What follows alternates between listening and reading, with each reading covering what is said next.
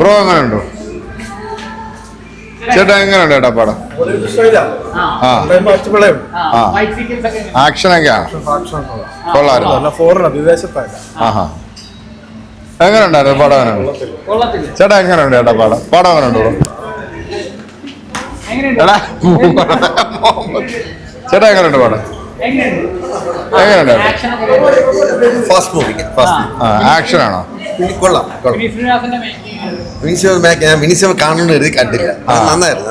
Hero നന്നായിരുന്നു. ഇഷ്ടപ്പെട്ടു. Bro എങ്ങനെയുണ്ട് പടം?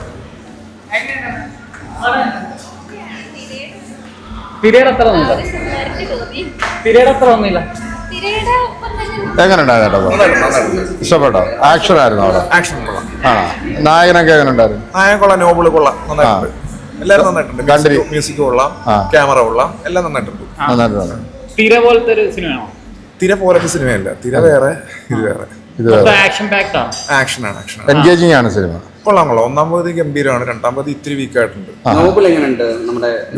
നോബിള് നന്നായിട്ടുണ്ട്. നോബിള് നമ്മള് മൂന്നാമത്തെ പടമാണെന്ന് തോന്നുന്നുണ്ട്. ഞാൻ കണ്ടിട്ടുണ്ട്. ഫിലിപ്സ് കണ്ടിട്ടുണ്ട്.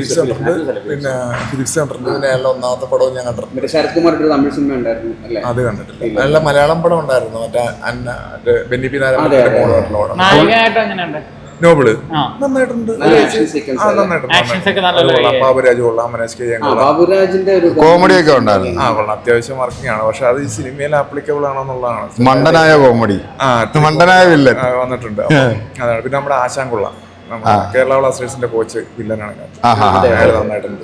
എല്ലാവരും DOP കൊള്ളാം. ജോമണ്ടി ജോൺ, ഷാൻ റഹ്മാൻ കൊള്ളാം. എഡിറ്റിംഗ് കൊള്ളാം. രഞ്ജൻ അബ്രഹാം, ഇവരൊക്കെ നന്നായിട്ടുണ്ട്. പക്ഷെ മലയാളികൾക്ക് ഇത് ദഹിക്കുമോ ഇല്ലയോ എന്നുള്ളൊരു ചോദ്യം ഇവിടെ ഉണ്ട്. കാരണം ഇങ്ങനത്തെ സിനിമകൾ ഒരു പക്ക ഇന്റർനാഷണൽ ബോളിവുഡ് സ്റ്റൈലാണ് എടുത്തിരിക്കുന്നത് അല്ലേ?